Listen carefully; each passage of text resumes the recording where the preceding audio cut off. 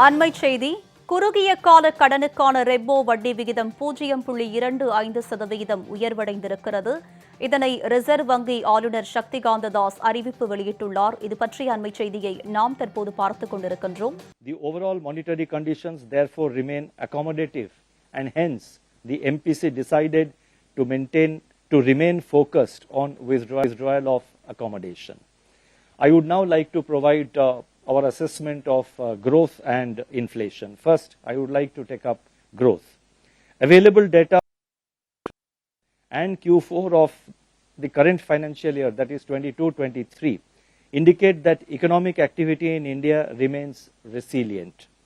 Urban consumption demand has been firming up, driven by sustained recovery in discretionary spending, especially on services such as travel, tourism, and hospitality.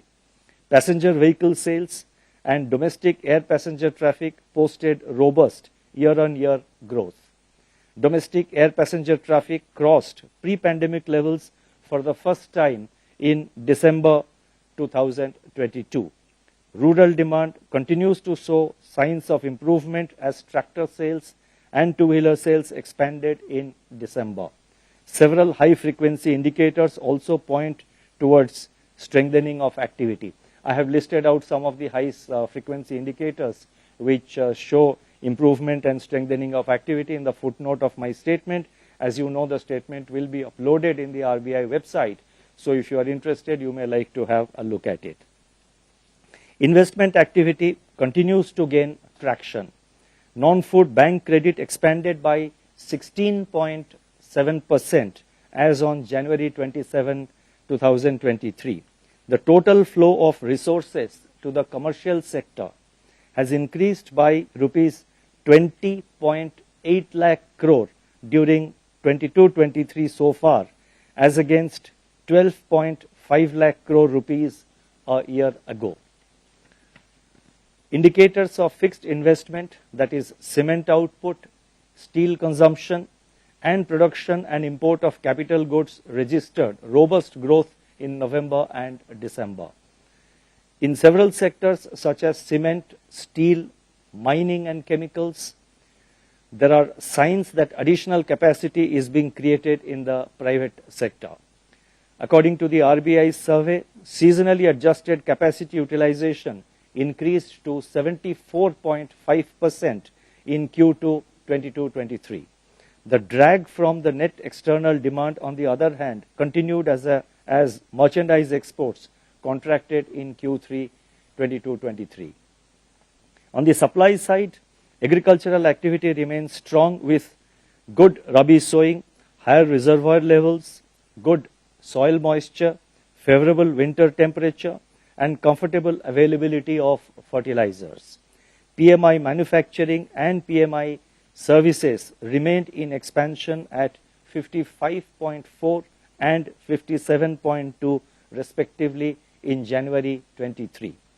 Turning to the outlook, the expected higher rabi output has improved the prospects of agriculture and rural demand.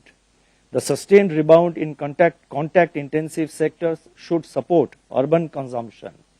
Broad-based credit growth, improved capacity utilization, government's thrust on capital expenditure and infrastructure in the union budget recently presented should bolster investment activity. Let me repeat: broad-based credit growth, improving capacity utilization, government's thrust on capital spending and infrastructure should bolster investment activity. According to our surveys, manufacturing, services and infrastructure sector firms are optimistic about the business outlook. On the other hand, protracted geopolitical tensions, tightening global financial conditions, and slowing external demand may continue as downside risks to domestic output. Taking all these factors into consideration, the real GDP growth for 2023-24 is projected at 6.4%. I repeat, the real GDP growth for 2023-24, that's for the next financial year, is projected at 6.4%, with Q1 at 7.8%, Q2 at 6.2%, Q3 at 6%, and Q4 at 5.8%. The risks are evenly balanced. I would now like to turn to inflation.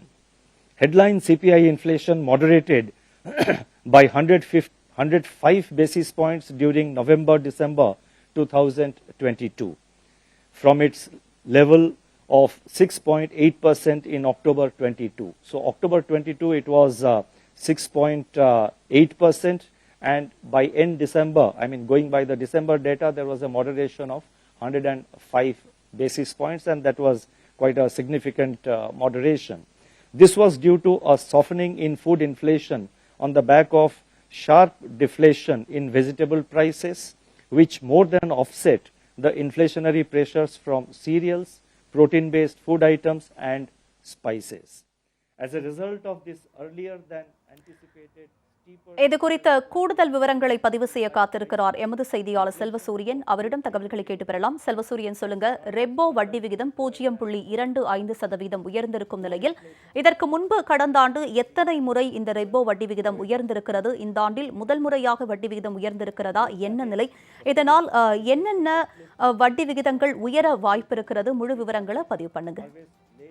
வணக்கம் ஓமா. Reserve bank கவர்னராக இருக்கக்கூடிய சக்தி காந்ததாஸ் தற்போது இந்த இந்தியாவிற்கான இந்த monetary பாலிசியை 10 மணிக்கு வாசிக்க தொடங்கினார். வாசிக்க தொடங்கியிலிருந்து பல்வேறு அறிவிப்புகளை வெளியிட்டு வந்தார். அதாவது பணவீக்கம் தொடர்பாகவும், பொருட்களின் விலைவாசி தொடர்பு, உள்நாட்டு உற்பத்தி உள்ளிட்ட பல்வேறு தகவல்களை தெரிவித்து வந்தார். அதன்படி தற்போது பார்த்தோம் என்றால் இந்த ரெப்போ வட்டி விகிதத்தை 2.5% உயர்த்துவதாக தெரிவித்திருக்கிறார். அதன்படி பார்த்தோம் என்றால் தற்போது ரெப்போ வட்டி விகிதமானது 6.5% உயர்ந்திருக்கிறது.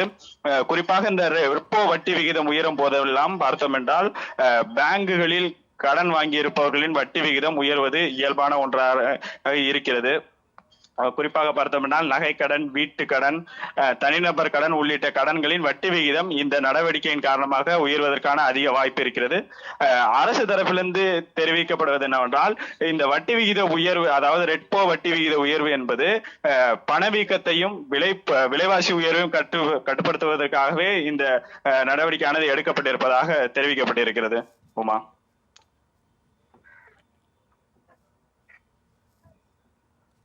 செல்வசூரியன், கடந்த ஆண்டு எத்தனை முறை இந்த ரெப்போ வட்டி விகிதமானது உயர்ந்திருக்கிறது?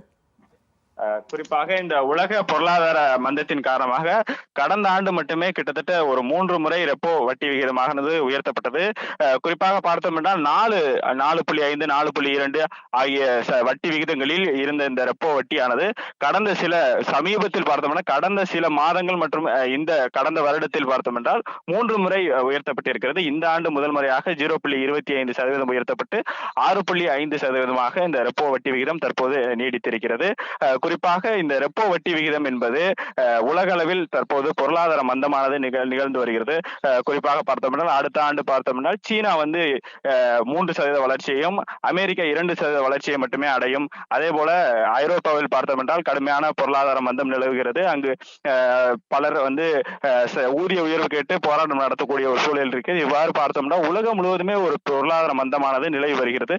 அதை இந்தியாவையும் தற்போது தாக்க தொடங்கி இருக்கிறது. அதன்படி பார்த்தோம் என்றால் தற்போது நமக்கு பணவீக்க விகிதமானது 5.6 என்கிற ஒரு விகிதத்தில் இருக்கிறது. அதாவது ஆண்டுக்கு 5% பணவீக்கம் இருப்பதன் காரணமாக பொருட்களின் விலை உயர்வு என்பது கூடுதலாகி கொண்டே இருக்கக்கூடிய ஒரு சூழலில் அதை கட்டுப்படுத்தும் ஒரு நடவடிக்கையாகத்தான் தற்போது ரிசர்வ் பேங்க் இந்த 0.2% ரெப்போ வட்டியை உயர்த்தி இருக்கிறார்கள். குறிப்பாக இந்த ரெப்போ வட்டி உயர்த்தப்படும் போது பணவீக்கம் கட்டுக்குள் கொண்டு வரப்படும் என தெரிவிக்கப்படும். அதே போல இதனோட பின்விளைவுகளாக பார்த்தோம் என்றால் வங்கிகளில் கடன் வாங்கி இருக்கவர்களின் வட்டி விகிதம் உயர்த்தப்படும். உமா.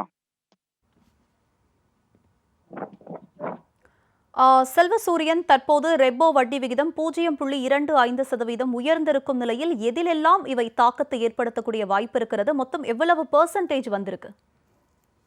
குறிப்பாக பார்த்தோம் என்றால் வங்கிகளிடமிருந்து யாரெல்லாம் வீட்டுக்கடன், தனிநபர் கடன், நகை கடன் உள்ளிட்ட கடன் வாங்கி இருக்கிறார்களோ அவர்களின் வட்டி விகிதத்திலிருந்து இந்த வட்டி விகிதமானது வங்கிகளுக்கு இடையே ஏற்படும் அந்த மாற்றத்தை பொறுத்து வட்டியானது உயர்த்தப்படும்.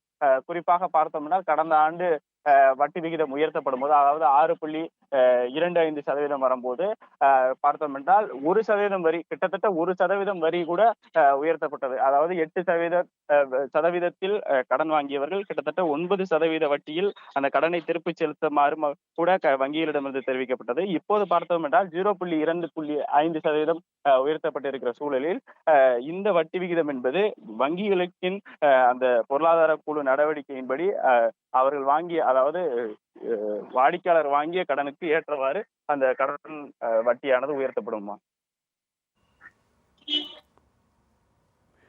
செல்வசூரியன், ரெப்போ வட்டி விகிதம் 0.25% உயர்ந்திருக்கும் நிலையில் இதற்கு முன்பு எத்தனை சதவீதத்தில் இருந்தது, தற்போது எவ்வளவு சதவீதத்தில் உள்ளது? குறிப்பாக பார்த்தோம் என்றால் கடந்த 2 ஆண்டுகளுக்கு முன்பாக 4.40% இருந்த இந்த ரெப்போ வட்டி விகிதம் கடந்த ஜூன் மாசத்தில் 4.90ஆகவும், அடுத்த ஆகஸ்டில் 5.40%ஆகவும், அதே போல செப்டம்பர், அதாவது இறுதியில் செப்டம்பர் தேதியில் இறுதி தேதியில் 5.9%ஆகவும் உயர்த்தப்பட்டது. அதாவது கடந்த ஆண்டு மட்டுமே 3 முறை உயர்த்தப்பட்டு இருக்கிறது. அந்த உயர்த்தப்பட்ட விகிதமே 1.9% இருக்கிறது. அதாவது ஒரே ஆண்டுக்குள் இந்த பணவீக்கத்தை கட்டுப்படுத்துவதற்காக ரிசர்வ் வங்கியின் சார்பில் 1.9% என்கிற இந்த ரெப்போ வட்டி விகிதமானது உயர்த்தப்பட்டது. இது உலகளவில் ஒரு பெரிய தாக்கத்தை ஏற்படுத்தியது. கிட்டத்தட்ட 1.9% என்பது மிக அதிக சதவீதமாக இருக்கிறது. அதை இந்தியா ஒரே ஆண்டுக்குள் செய்து முடித்திருக்கிறது என்கிற ஒரு விமர்சனங்கள் எல்லாம் இந்த ரெப்போ வட்டி விகிதத்தின் உயர்வை குறித்து பல்வேறு பொருளாதார அறிஞர்கள் தெரிவித்திருந்தார்கள். தற்போது அது மீண்டும் தொடங்கி இருக்கிறது. இந்த ஆண்டு முதல் முறையாக 0.25% வட்டி உயர்த்தப்பட்டிருப்பதால் 6.5% ரெப்போ வட்டியாக தற்போது நிலைத்திருக்கிறது. உமா, உங்களுடைய விரிவான தகவல்களுக்கு நன்றி Selvasuriyan.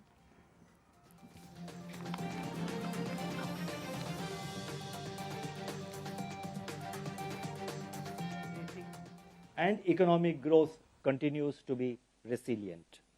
As I make this statement, system liquidity remains in surplus, though of a lower order compared to April 2022. In the period ahead, while higher government expenditure and anticipated return of forex inflows are likely to augment systemic liquidity, it would get modulated by the scheduled redemption of the LTRO and TLTRO funds during February to April 2023. Under TLTRO and